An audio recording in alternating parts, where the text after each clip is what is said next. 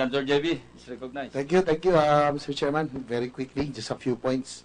I'd just like to ask from PDEA or DOH or Dangerous Drug Board.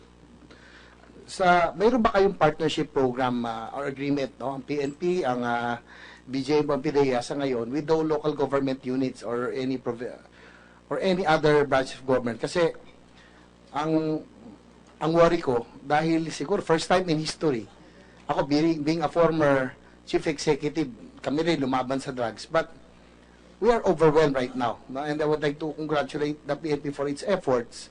This is probably the first time that thousands, ngayon yata million na, but thousands are surrendering and turning themselves up voluntarily. Ang worry ko lang dito, na pag-usapan kanina, narinig ko rin, I think Senator Tiveros pointed out, that the rehab centers are not enough. No? Ang ating DOH are not enough to accommodate all of these surrenderies right now, lalo na yung mga users. So, my question is, have you coordinated in any local government units or any other entities? Because this is a problem. No?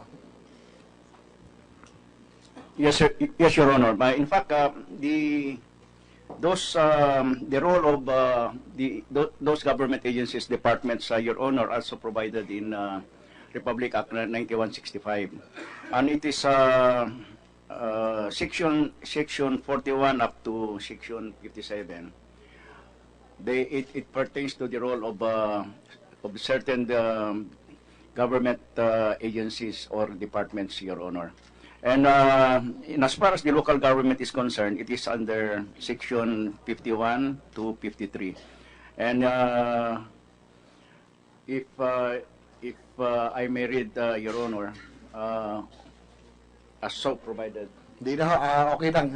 Basta ang gusto ko lang malaman kung, kaya ko po tinatanong, Mr. Chair, because in the ongoing war against drugs, talagang ongoing pa rin, napakarami pa rin sumusuko, and may kasabihan nga tayo, an idle mind is the workplace of the devil. At lalo na sa drug dependence, nabanggit kanina, lalo na ang shabu users, hindi mo na maalis sa sistema yan. At kung yung mga sumurrender ay hindi natin na-monitor, na maigi, baka babalik din yan kapag napabayaan. So yan ang talagang malaking challenge. The reason why I brought this up, because the local government units can help assist by providing probably cash for work, Mr. Chairman. Yung mga nagwawali, siguro, total, ano naman ngayon, calamity season. Ako, baka madali na naman ako sa calamity fund. But it's calamity season. I'd just like to suggest that the local government units take in some of these surrenderies. Sila lang po ang kumbaga, bigyan natin sila ng cash for work so that they would feel valuable. Kasi ngayon, ang ginagawa, meron nag-exercise, nag-monitor, pero kulang yun eh. Maraming oras pa rin ang idle. Sabi ko nga sa inyo, ang idle mind, mahirap yan. Lalo na ang shabu o ano man droga, isang singhot lang, makaamoy lang yan, ako, babalik ka agad. So, would you be amenable to talk with and coordinate probably with the local government units so that they can assist you? Dahil nga yung kakulungan, na accommodation na rehab, they can probably give program, no? Lalo na yung cash for work na sinasabi ko, baka pwede ibigay sa mga surrenderies. Please, Secretary Frojas. Yes, Your Honor. We are coordinating the local government units through their drug abuse councils, and we are strengthening their capability. For example, the very active drug abuse councils in Metro Manila are San Juan, Pasig, and Marikina. So we are coordinating. They will be our point man for the surrenderies to go to. And we have drafted a policy on the process kung how we go about the surrenderies are coming to us by thousands. So we are coordinating with the local government. Well, that's good to hear, Mr. Chairman. I'm glad that you are coordinating because the local government unit is at the forefront. No? Yan ang pinakaunang first line of government agency. I don't want the efforts of the PNP and the other drug agencies, PDEA, to be wasted, no? Sayang. Alam nyo, history talaga ito, Mr. Chairman. Malagay ko sa buong history na ako'y nabubuhay ngayon lang na this is phenomenal that thousands are surrendering. Because sabi ko nga, Duterte chilling effect, pero kahit pa paano, napakalaking bagay, Mr. Chair. And next question, just like to ask the Director General, Chief PNP, De La Rosa, doon po sa ating ongoing war against drugs, no, napansin ko lang na napakarami ang mga nahuhuli na talagang nag-ooperate ng mga talagang big-time drug laboratories ay mga foreigners, particularly mga Chinese, mga Chinaman talaga, no? Talagang hindi nag-i-English at talagang kitang-kita mo. My question is, have we or are we coordinating with other countries regarding this problem? You may or may not answer. Kung ito'y makakasagabal sa inyong operations, okay lang ho na huwag niyo sagutin. Your Honor, we have discussed this matter with the Chief of Police of China during our ASEAN-APOL conference at Kuala Lumpur, Malaysia. And he promised me to support, their all-out support, from intelligence to whatever we want.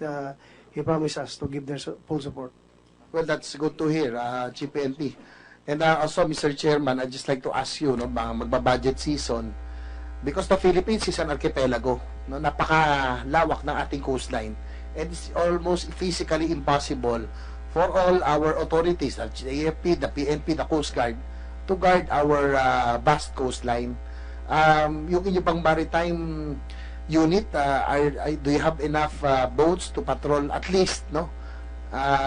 To patrol this, yung patrol boats to patrol our waters to at least serve as a deterrent to these drug operators? Kulang po, Your Honor. We are considering 7,100 islands at hindi po namin makukover. So, as much as you can give us, we will receive everything if you want to support us. Be rest assured, Chief PNP, that in fact, in the last administration, I've been also, Mr. Chairman, also former Chief PNP, it's very sad to know that until now, the Philippine National Police has no air unit to speak of. Walang lumilipad na aircraft ang Philippine National Police. At pinalagyan ko na ho ng budget last year, and I would follow that up this coming budget season. And I hope that Senator Lacson is here.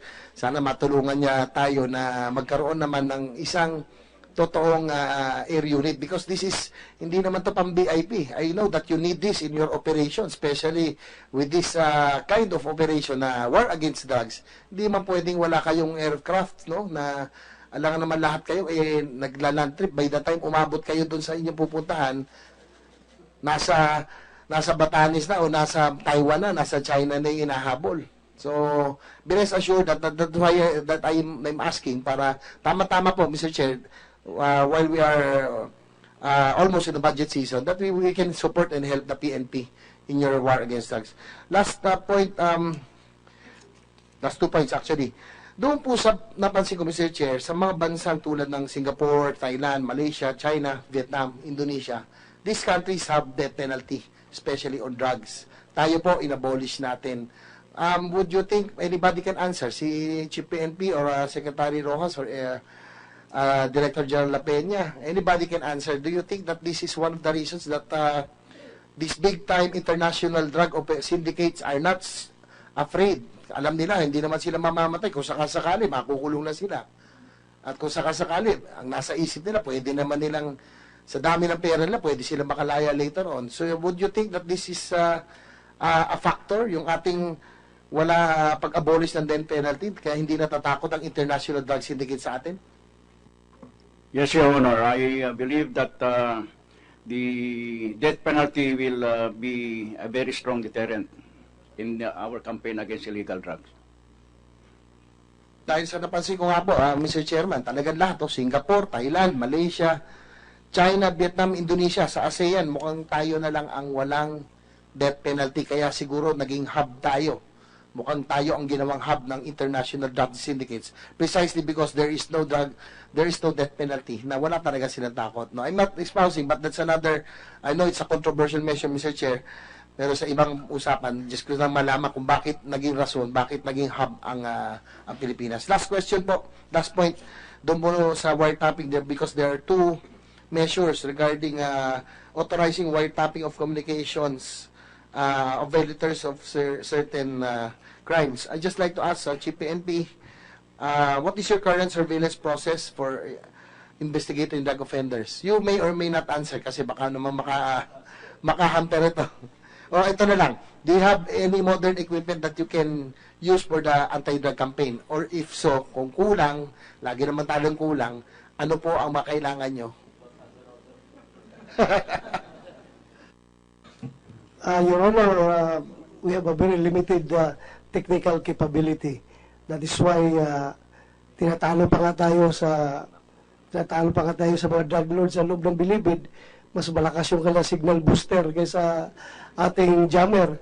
Kaya talo tayo dyan sa mga drug lords sa loob ng bilibid. So, if you can offer us, again, we will readily accept everything you want to offer. Hindi naman po. We support the wiretapping law, Your Honor. Yung amendment, sana para makakuha kami ng mga legal intercepts or so this will be very essential in Yes, your Your fight Honor. against drugs, yung equipment, yung modern surveillance equipment. So, medyo kung sasabihin natin from 1 to 10, 1 to 10 yung ideal na sa tingin nyo, nasaan po tayo doon sa kagamitan natin in our war against the syndicates and drugs. Baka negative pa. Nagkakaya, Your Honor, nagkakaya. Huwag na lang. Mahihay ka pala. Kaya pala meron kayong... so, talaga kailangan, Chief NP. You really need the support. No? So, yun na lang siguro, at least, hindi namin si Senator Lacson siguro pagtulungan na namin sa budget season na madagdagan yung inyong equipment, aside from the aircraft, yung mga surveillance equipment. Last question, other than authority for wiretapping, what else do you need to have an effective campaign against drugs? So, aside from the equipment, aside from surveillance equipment, ano po yung sa tingin nyo ang kinakailangan nyo pa para sa inyo, maging mas may epektibo yung inyong campaign against drugs? Number one, Your Honor, is yung commitment ng local government units to support our campaign. Dahil without the barangay captains, the mayors, the governors, hindi po namin kaya yung gira na ito. So we hope that, I don't know how to encourage them because every one of them has their own agenda. Merong barangay captain na nag-question sa aming Oplantukhang, merong very cooperative, merong mayor na all-out magsuporta, meron ding lukewarm. So, I don't know how to change their attitude towards our campaign.